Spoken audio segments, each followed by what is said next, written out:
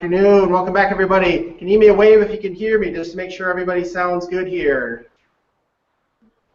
All right. Looks like all the classes are on. So thanks for joining us again this afternoon. My name is Ryan, and this is Lisa. You saw her a couple months ago when we did the archaeology talk, but I thought it would be fun to have her in today because her job here at the museum is curator, and she just got done spending pretty much all of our time working on the brand new exhibit that we're standing in, which is called Life and Death at Fort Howard. It's going to be up for about another year, so hopefully you'll all be able to come with your families and check it out. And we're really excited about this exhibit.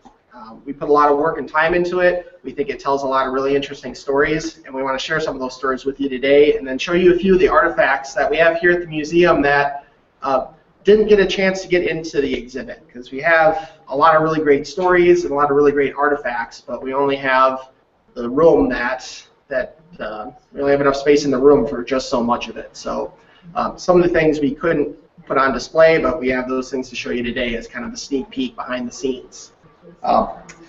And really the big thing about this exhibit too is there's a lot of really great artifacts, but there's even better stories, and that's really what the exhibit is all about, is the people's stories. People who are coming here from places far away in Wisconsin for the first time, even some people who, there's a very small settlement here at this time, and the interaction between the soldiers at the fort and some of the people who are already living in Green Bay and how those relationships work with each other. Right. So we want to give you a little bit of background on what Fort Howard was. Do you want to tell us a little bit about what Fort Howard was, Lisa? Sure. Fort Howard was actually a military fort right here in Green Bay, and the garrison really came in 1816. It was a big moment for Green Bay history. It's the first time the American settlement, this settlement became American. So before that, there was a fort here. There was a French fort, there was an English fort, but in 1816, after the War of 1812, it really solidified that now this area was going to be American.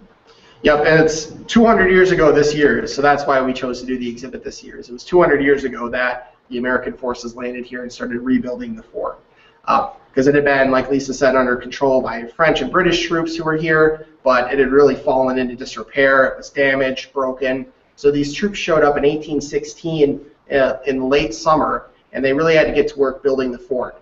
And there was Native Americans here. There was a small settlement in Green Bay, but this is the first time there were really American soldiers and American people here. So that's really the significance of it. Sure, and maybe the other significance we should say is that the fort was actually right near the museum. It's only a couple blocks away from the museum, so when you come downtown or if you come to visit us, you really could see it from our upstairs window. So it's very close. It was right on the river here in Green Bay. Yep, and the thing that to me is most exciting about Fort Howard, I mean, in and of itself, it's an exciting event in history, and there's a lot of really interesting things that happen, but Fort Howard was kind of involved with all these other really interesting areas of history. Fort Howard was being built right as the fur trade era in Wisconsin, which we talked about last time, right as that era was coming to an end. And it was right about the time that more settlers were moving to Green Bay. You know, as you know, the country started out with the 13 colonies on the East Coast, and then as the country was moving west, Wisconsin was really the frontier. We were the line where one part of it to the east was settled, and to the west, we really didn't know much about what was there. So Wisconsin was really that dividing line between the known and the unknown. And when people were moving farther west, Wisconsin was a really great place they wanted to come for a lot of really good reasons. And like Lisa said, really the whole idea of bringing American society and American culture to Green Bay is really a lot of what the fort's all about. Another couple cool things, there's a lot of famous people that pass through here. Probably the most famous person who's stationed at Fort Howard was Zachary Taylor. He was here for about 2 years, and he later went on to fight in a couple other wars in Florida and against the Mexican government when our country had a war with Mexico, and then he later on went on to become president. So there was a president who was living right here in Green Bay for a short time. Another president of sorts actually was here for an even shorter time, a man by the name of Jefferson Davis, who went on to become the president of the South during the Civil War. The Civil War was two sides, the North and the South. Our president was Abraham Lincoln. The South's president was Jefferson Davis. And he spent a very short amount of time here in Green Bay. Another person that I think is really interesting that came through is Dr. Beaumont. And Lisa, do you want to tell us a little bit about Dr. Beaumont? Sure. Dr. Beaumont actually was the father of gastric physiology, and what that means was he was the very first person to study digestion. And in a time when medical practices weren't as advanced as they are now, it was really difficult to study these types of things. And so what he did was actually study an open wound. There was a fur trader up in Mackinac that had been shot in the stomach, and rather than it healing completely, Dr. Beaumont left it kind of open, and he would actually drop pieces of food into the wound and pull them out to test digestion and how the stomach worked and how the digestive system worked in general. So he was really one of the first people to do that. He's very famous for it. And he actually spent a few years here in Green Bay, and some of his family actually stayed. And so we have things like the Beaumont Hotel that was named after him later on. We have other buildings and streets and stuff named after these famous people that came through Fort Howard. Yep.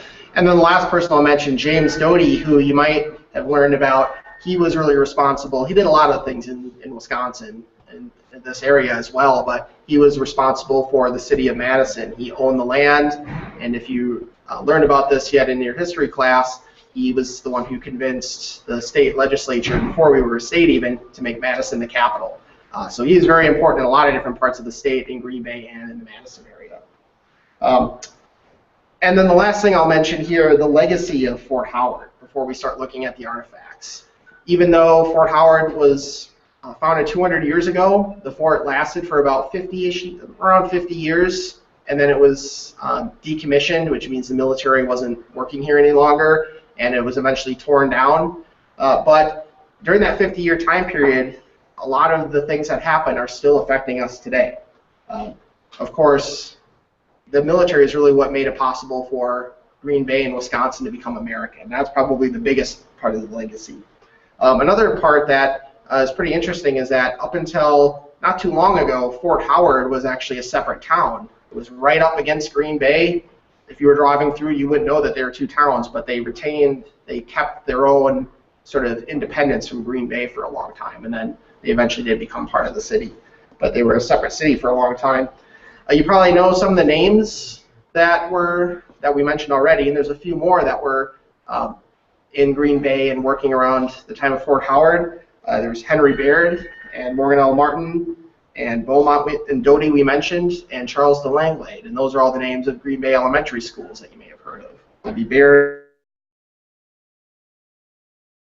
people who were here in Green Bay at that time.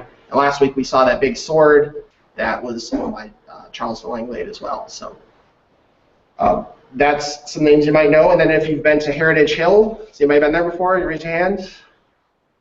Probably most of us, right? That was actually involved with the fort as well. Do you want to tell that story quick?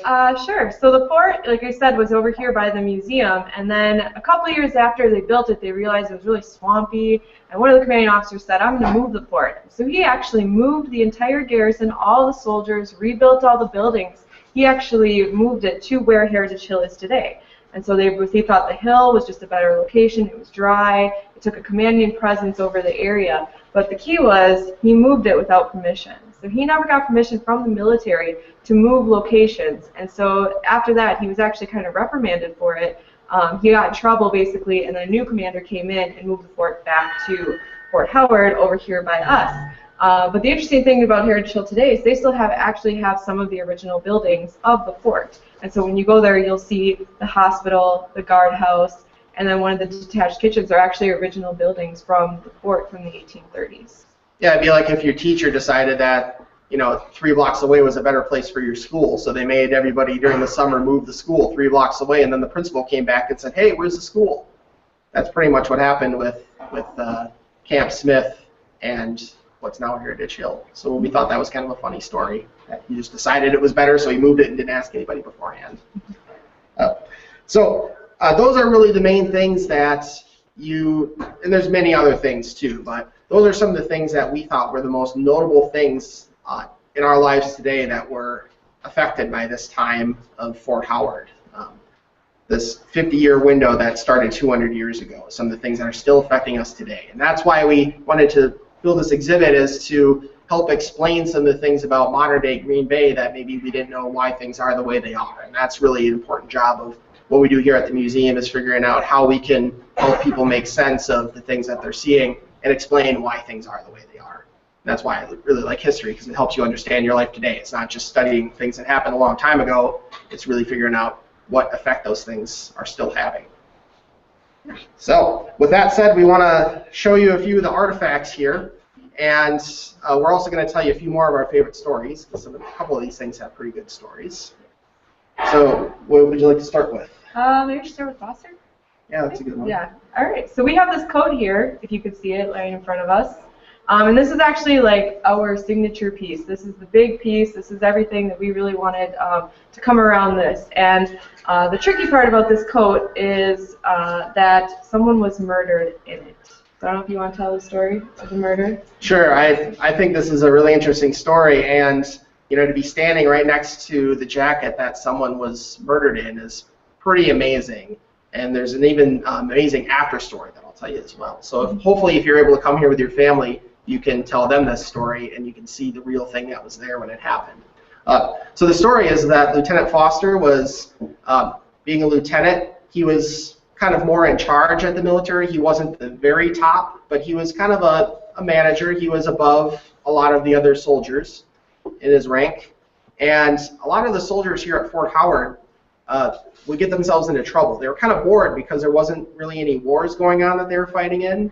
And a lot of them were really unhappy because they had signed up to be in the military. They wanted to travel to all these far-off lands and meet new people and fight in battles. But then they got sent here to Green Bay, where they were really just hanging out in Green Bay, doing a lot of construction and building, and they weren't really happy about that. And they would find ways to occupy their time, and sometimes they got themselves into trouble in various ways.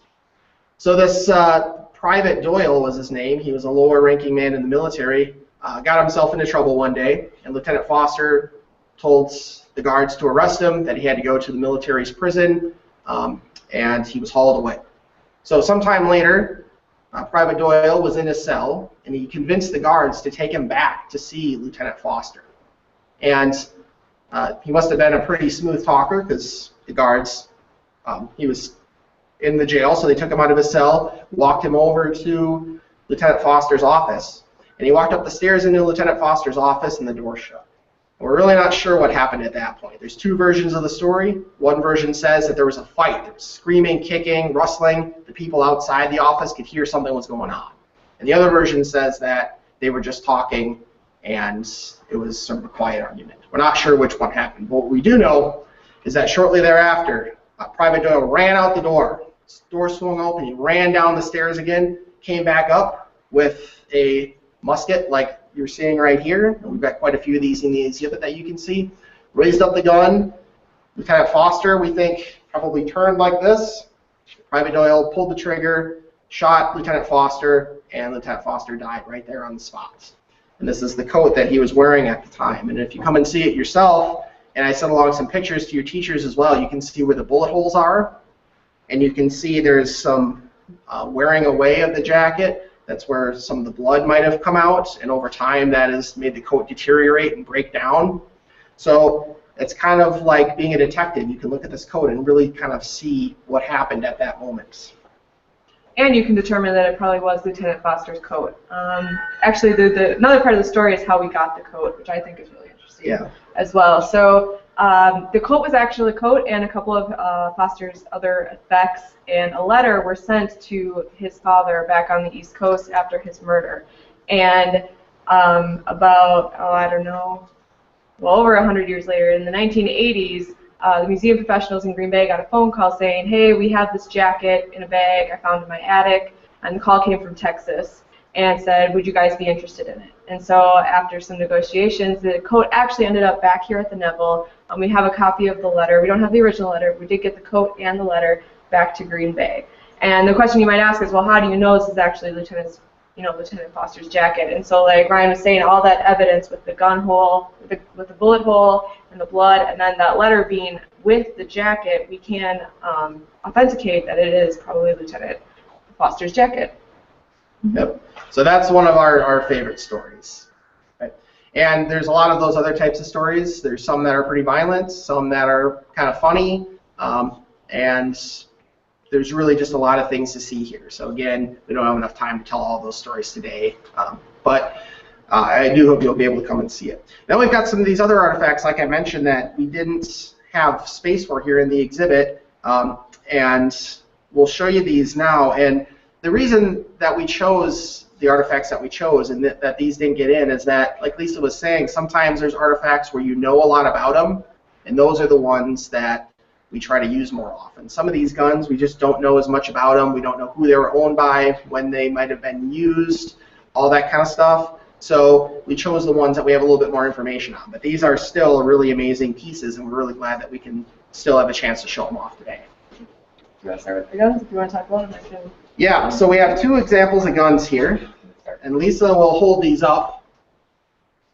So this one is from 1817. It was actually manufactured. So we actually know that because it says 1817 on the trigger right here.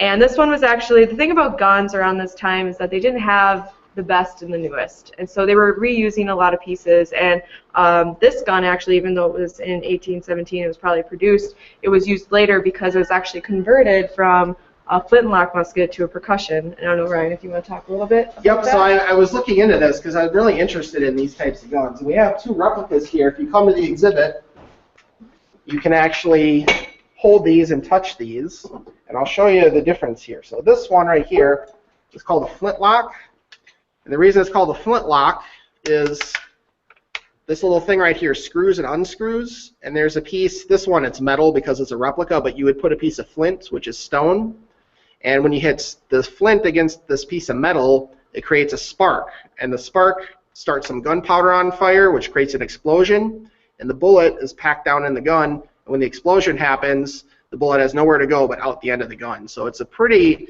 simple technology as long as you have gunpowder to use. And the way it works, I'll show you here. Ready? 1, 2, 3. Watch for it. Try that again. 1, 2, 3. So that swings forward and creates the spark. Now what I was reading is that if this piece right here is wet and the stone hits it, the spark can't happen, which means the gun won't fire. So having a more waterproof gun was really important. So the next invention they created to solve this problem was called a percussion lock. And this one you can see here works in a similar way, but instead of having the piece of flint here, they have a little cap, it's called, that goes in here. And it hits on this little metal piece right here, which is a tube. So when this hits, the spark goes down the tube into the gun and the gunpowder blows up. Similar to the last one, but instead of having a big piece of flint and relying on that to create a spark, they just have something they used different types of chemicals that would create a spark when it hit the metal. So this one was a little bit of an improvement. We'll show you how this one works, same way. This one doesn't have as much force. Ready? 1, 2, 3. And those were really the two types of guns that you would have seen at Fort Howard at this time.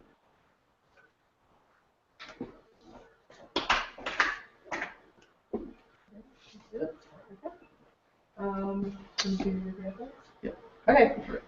So another artifact that did make its way into the exhibit for various reasons are our set of officers' epaulets. And what epaulets were actually wings that would go onto the jackets. And so when you look at our jackets that are in exhibit, you'll see little holes on the shoulders, and that's actually where these would go on the shoulders, and they were for the officers to wear to kind of signify their rank and their importance. And the interesting thing about officers' regalia, coats, wings, sabers, these types of things from this time period is that there aren't a lot of them left. And so wings like this and this frock coat are actually very rare because there just weren't a lot of officers at the time, and there wasn't a lot of military action happening, and so people weren't holding on to these relics, you know, for years and years afterwards. And so actually this frock coat, this blue undress 1832 frock coat, is one of the only ones known in the nation to still be around today. Anything else from Sam? No. Okay. Okay. Yeah, we can do that. Okay. All right. So one of the other items that didn't make it into the exhibit is this invitation. So you guys all get invitations to birthday parties, right? Things like that. Raise your hand if you got an invitation to a birthday party. Yeah? Okay. So this type of invitation is a little different, and it was actually an invite to a ball. you guys know what a ball is, think of Cinderella's ball, dances, things like that. The officers would actually host balls in the hospital. And what it was they were really bored. It was the frontier, and they just needed things to entertain themselves. So they had things like dances, they put on plays, they played music and stuff like that to really occupy their time. And one of the things they did was host these dances. And when they hosted these dances, they would invite people from shantytown or the town across the river. And so a lot of stories, I think, emerged from these dances and things like that, stories of, first loves. There's also a murder that happened at one. And another one was, which actually you can view in the exhibit, was the story of Marianne Bravort, who was the Indian agent's daughter. She went on a date to a ball with a man named Kirby Smith. I don't know if you want to talk about Kirby Smith at all? So Kirby Smith, we mentioned the name Smith earlier. He was the son of Captain Smith. He's the one who moved the fort without permission. And the story, if you come and see that, you'll be able to see a video we have. It's like it's an animation that tells the story of how they went to this ball and some of the trouble they got in when it was time to leave. So it's a pretty interesting story. And then Kirby Smith had an interesting career. He later went on, like a couple other soldiers who were stationed at Fort Howard. We mentioned Jefferson Davis before, the president of the Confederacy. Some of the other soldiers who were stationed at Fort Howard actually left and went on to fight for the South. Because most of the soldiers, pretty much all the soldiers, I should say, weren't from Wisconsin. They were from other parts of the country, and they were just sent here for a short time. So some of these men were from southern states. They were sent here, and then when they went home to the South and the Civil War broke out, it was natural for them to fight for the state that they were born and they lived most of their life in. So that's why you see a lot of the men who were stationed here go on to be involved with the Civil War. Okay, now we've been talking for quite a while. What I want to do is open it up to see if anyone has any questions, and we'll kind of go class by class. So the first one we have here is, which one is that? So that's Miss Urick's class. So does anybody have a question that we can answer for you?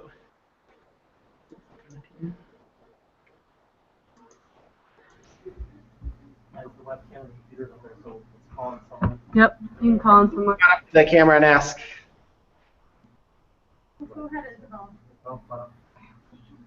It's unmuted, right? I think I unmuted it. Okay. Yep, we're good. Yeah, we're muting it on our side, so if you want to unmute yours, we'll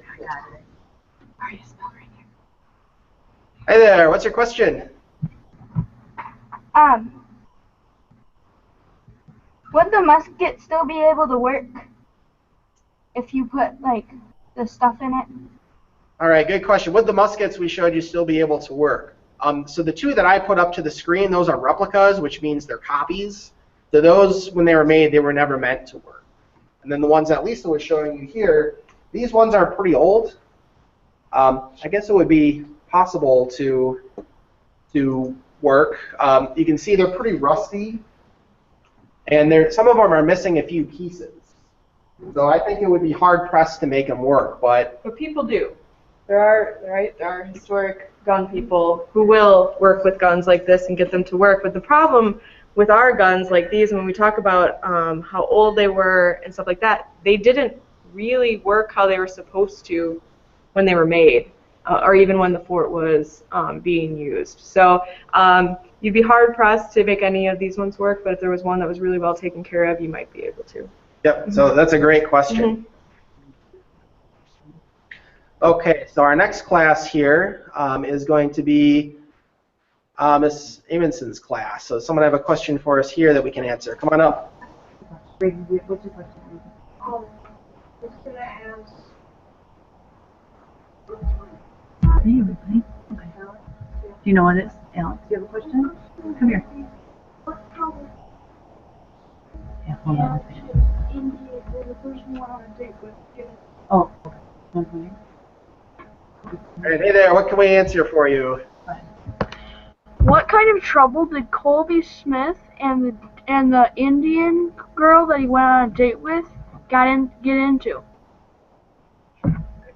So that's a great question. So it was the Indian agent's daughter, and the Indian agent, we should explain what that is. That was a man who was sent by the U.S. government, so he was not a Native American person. He was likely a white person, and he was sent to Wisconsin, and there were many types of Indian agents, but They were sent here, and they were to work with the different Native American tribes on behalf of the U.S. government. So they were sort of like, there was one in each of these frontier communities, and they were the ones who worked with the Native people around and kind of helped that relationship work. So that man who came here, again, he was not from Wisconsin originally. He was sent here to work, and he brought his family, and his daughter, like we said, is the one who went on the date with Kirby Smith. As far as the trouble they got into, we could tell that story really quickly. Sure. We'll do a brief version of it so you guys can come see it in its entirety. But basically, they went to this dance, they had fun, and right as they were leaving, this big storm came up. And when people were traveling in Green Bay, back in the time of Fort Howard, they were using canoes. And so you actually had to canoe. He had to canoe. It wasn't a canoe, it was a boat. They called it the pillbox. And they were trying to basically get her home safely. And when the storm came up, they actually were pulled into the bay. And if anyone's ever been out on the bay, if you've been fishing out there or anything like that, if the weather gets bad, it's pretty windy, right? It's pretty choppy and stuff like that. So imagine if you're in a little boat trying to row your way home. It took them a very long time, and they nearly died. And her, she tells the story in a very interesting way, and how brave she was to kind of face it, and maybe how not brave her date was during that whole ordeal. So. Yeah. We should mention too that the fort was, like we said, by the museum here, but a lot of the people in town lived on the other side of the river, so there were constantly people going back and forth across the river. And it wasn't really until later that more people started living on the west side of the river, where the museum is and where you all live now. All right, great question. Let's move on to our next class here. Ms. Turnbull's class. We have someone come on up and ask a question.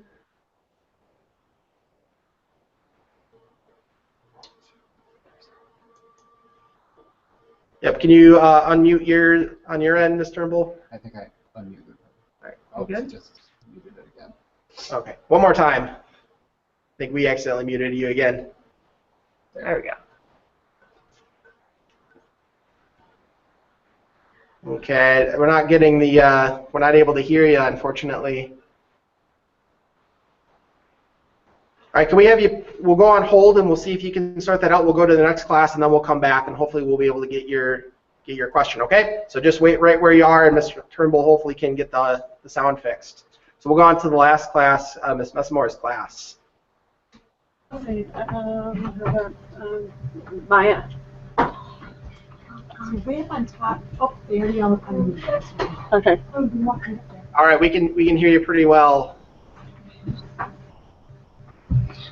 How did why did the buttons have eagles on them? Good question. Yes. All right. So the eagle was really a representation of that American idea. And so you'll see the eagle a lot, actually, as you go through the exhibit. So they were on the epaulets, like we saw. They're also on all of the officers' coats buttons. And within they each have an eagle with a shield. And the I would stand for infantry. If you come and look at those buttons really closely. The guns also had eagles on them. I don't know if you want to elaborate if there's anything else. No, well, I think in terms of the buttons, it's interesting. I believe it's true, right, Lisa, that the buttons even were different depending on your rank in the Army. Yes. So if you were a private, like we talked about, maybe on the lower level, your buttons would look much different than the officers' buttons. So even though the uniforms, like if you look at the Army today, some of the men have different uniforms. The ones who are maybe at a lower level, who are newer, might have more plain uniform, whereas the generals who have been in the Army a long time and have accomplished a lot of things have all kinds of medals and stuff. So the buttons were really like that. They showed the different ranks because in the military there's a lot of different levels and you kind of work your way up as you have accomplishments and things, and the buttons show what rank you've achieved. Yeah, and the buttons are great for us too, as doing research and as historians, is because we can actually date objects or items. Like we can know that this frock coat is from that 1832 era because of the way that the buttons have been designed and the way the eagle is and which way the eagle's facing and what it's holding and things like that. And so the eagle is really iconic for historians and for dating, finding out when objects are from and when they were used. Yep. So there's a lot of questions. I think we can have time to do one more from each class. It doesn't sound like Ms. Turnbull's sound is working. If you want to send us the message, we could try to just read it and answer it. But while you're doing that, maybe we can go back to Miss Urick's class and take one more question from that classroom. So let's just. Hold on a second. Hey, we just brought someone over from Mrs. Trimble's class, so here we go. Oh, great, perfect. Come on up. Glad it worked out. Good to see you again. What was the person that murdered the person with the jacket? What was his name? What was his name? His name was Private Doyle. We don't know too much else about Private Doyle, do we? We don't know much about Private Doyle, other than that he got in some trouble and went through this. But the interesting thing is we do know a lot about the court case. And so he actually was tried in Green Bay, and his lawyer was James Doty, as you guys have learned about and I'm sure talked about. And the prosecuting lawyer was actually Baird. So there were a lot of important people in Green Bay's history that were really involved in this trial. And actually, Doyle's execution was one of the only 4 executions in the history of the state of Wisconsin. Great question. All right, was there someone else from Miss Urick's class who had one more question? Yes. How did you get the artifacts at the museum? Another great question. Another great question, yes. So there are different ways we can acquire artifacts. The great thing about our museum is we've been around for over 100 years. So that means for over 100 years, people in Green Bay have been collecting important items to our history and either donating them to the museum or gifting them, or the museum has gotten other gifts that they're able to purchase objects for the museum. And so that's really how we get everything. So there are objects that when they're given to us, we know a lot about, and then there are some that we don't know much about. And so it can depend on the situation, but because we've been around for so long, we have a really large collection, and we're able to have so many great things to pull out. And then unfortunately, we can't put, like we've talked about, we can't put everything out on display.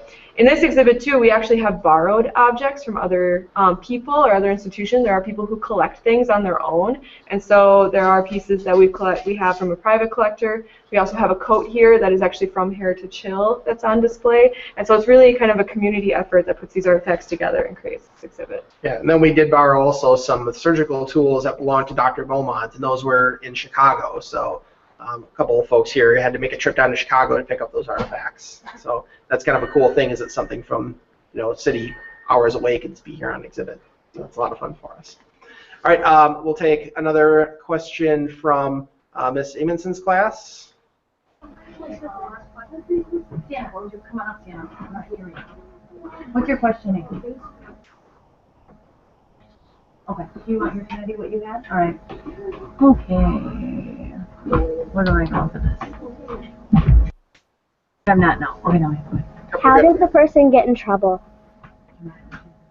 Well, how did people get in trouble? So a lot of it revolved around drinking alcohol is the answer. These men were young men. They didn't have a lot of things to do.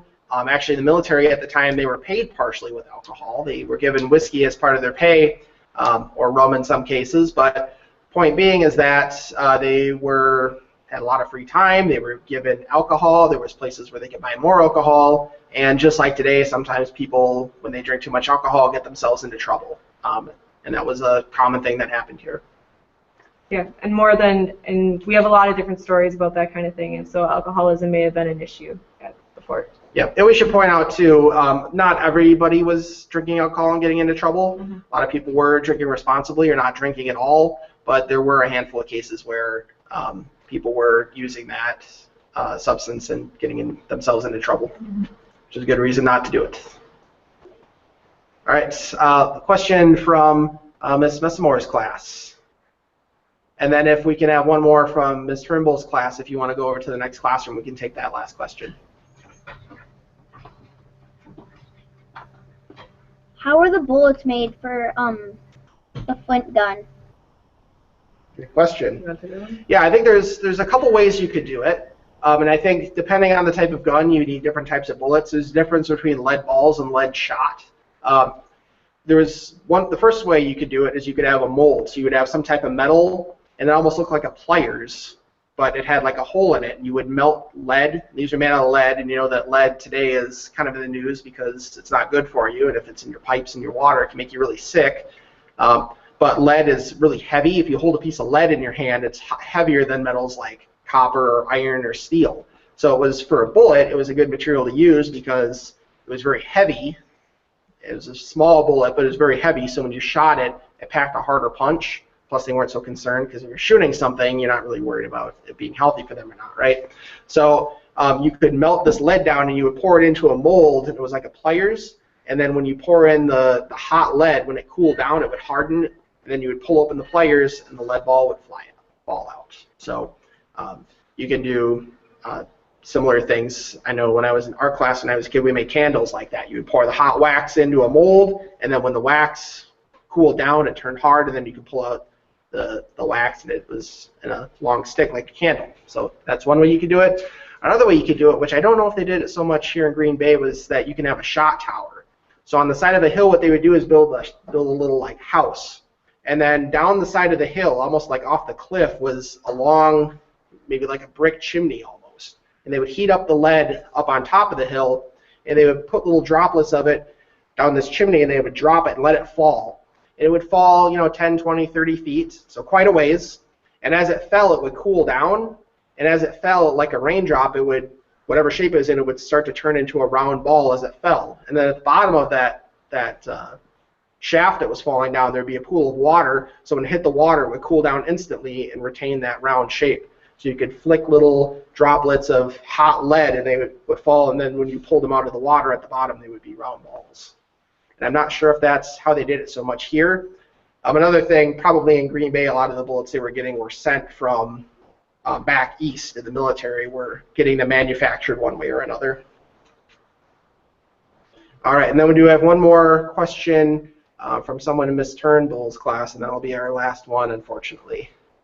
Oh, hold tight. We need to get the sound right, and then we can have you ask. Right, there you go. Okay, can you say that again, please? When they got in trouble, what kind of punishment did they get? Some good stories about that too. There were different types of getting in trouble, as we can say. Basically, there was a guardhouse, like we talked about, that's actually at Heritage Hill now, where they actually had cells underneath the entrance of the fort, basically. So they had their own little prison, and so people like Doyle, when he got in trouble, he was detained there. They can be detained for certain amounts of time. And then they can rejoin their company depending on what their infraction was. And then the other way of getting in trouble was being court-martialed. And court-martialed is actually still around today in the military, and it's basically this trial that you go through the military to basically decide if you are guilty or innocent of different things. And so when our Captain Smith moved the fort from Fort Howard to Camp Smith, he was court-martialed. And had to answer for that, and he was actually, I believe, you can get discharged from the military or from the Army in those situations. And so our Kirby Smith, he was later court-martialed for soldiers, and he was court-martialed and kicked out of the Army. And so there are different versions of that. There are there's a lot of court-martialing that happened from officers at Fort Howard, unfortunately, and we actually have a book here of all of them, and this only spans 17 years, and these are all the court-martials that happened here at Fort Howard, and some people were found not guilty, and some people were found guilty, so it really just depended on the infraction and if you could prove it happened. Yep, so that's another good question. And there's plenty more stories about this too. I've said that about 10 times already, but I really want you to come see the exhibit. There's a lot of really great stories. So then we can kind of just finish up on that note. The exhibit, like I said, is up for a year, so this summer would be a great chance for you to come down and see it, and then you can see the rest of the museum while you're here too. We've got some other really great exhibits that will be going on this summer, so we hope you can join us. As always, if you have additional questions, your teachers can email us, and we'll try to send you back answers to those questions as quickly as we can. And we have one more session of doing this school year. We're going to be doing this in about a month or so. And what we're going to be doing is talking a little bit about archaeology. Before, when Lisa and I talked to you, we talked about things that the museum has already found and has on display. But next time we talk, Kevin, who is here oftentimes, will be back with us. And he's going to be showing us some technology that he's using right now to find more pieces and do more archaeology. So we're going to talk a little bit about sort of the modern day effort to find artifacts in the ground and things that he's doing to actually see if we can find some more artifacts from Fort Howard, since it's just right across the street from where we are now. So he's going to show us all that kind of stuff. and we'll talk a little bit more again about what the museum is doing today to keep researching and learning and seeing what else we can find out about the past. So I think that's a nice way to end it. So we just want to, again, thank you for coming to see us today, and we look forward to seeing you again in a few weeks. Everybody take care.